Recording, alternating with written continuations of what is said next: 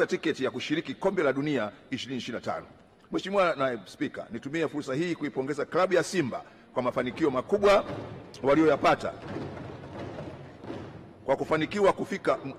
Mheshimiwa Naibu Spika, nitumie fursa hii kuipongeza klabu ya Simba kwa mafanikio makubwa walioyapata kwa kufanikiwa katika hatua ya fainali ya kombe la shirikisho barani Afrika.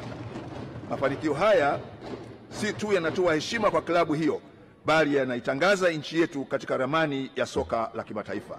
Kupitia mafanikio haya, Simba imeweza kushika nafasi ya 4 kati ya vilabu bora barani Afrika, jambo ambalo ni fahari kwa nchi yetu.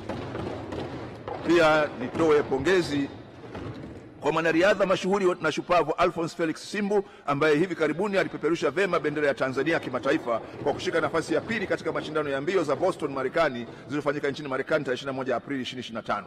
Mheshimiwa Naibu Spika, chini ya uongozi wa Mheshimiwa Dr. Samia Suluhu Hassan, Rais wa Jamhuri ya Tanzania, nchi yetu imefanikiwa